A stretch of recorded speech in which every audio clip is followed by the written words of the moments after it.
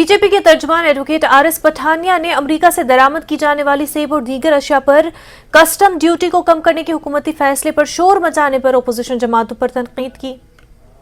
G20 में भारत एक global leader emerge होके आया है और इसी G20 के बाद ही भारत ने यूरोप के साथ और वाया मिडिल ईस्ट एक नया ट्रेड चैनल ओपन की बात की गई है।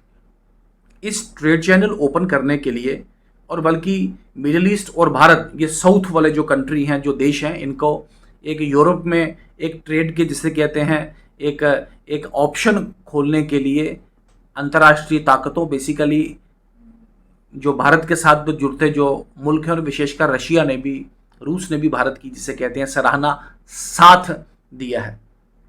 लेकिन ध्यान रहे, कुछ पॉलिटिकल पार्टियां विशेषकर कश्मीर में जो अपना वर्चस्व खो चुकी हैं।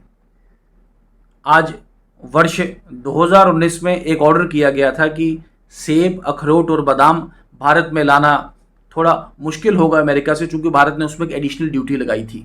ध्यान रहे, भारत से स्टील और एल्युमिनियम अमेरिका भेजना भी अमेरिका ने थोड़ा सा महंगा किया था, एक एडिशनल ड्यूटी लगा के। तो जैसे और तैसा ये ऑर्डर किया गया था बराबरी में करने के लिए। लेकिन इस बार अगर भारत फ्री ट्रेड की बात करता है तो भारत ने के फाइनेंस वित्त विभाग ने ये ऑर्डर जिसे कहते हैं सर अंजाम लाया है। इस छोटे से ऑर्डर से एक पर्टिकुलर जिसे कहते हैं कश्मीर में, मुझे लगता नहीं बादाम, अखरोट और सेब के जो पैदा करने वाले जो लोग हैं, जो ज़मींदार हैं, जो फार्मर्स, उनको कैसे इफेक्ट होगा। लेकिन कुछ पॉलिटिकल पार्टी, कुछ राजनेता, कुछ राजनीतिज्ञ जिनकी दुकानें बंद हो चुकी हैं, अब फिर दोबारा जिसे कहते हैं एक नया एक तमाशा खड़े करने की जिसे कहते हैं फिराक पे। लेकिन अच्छी बात यह है कि कश्मीर के लोग बिल्कुल भी इनसे प्रभावित नहीं।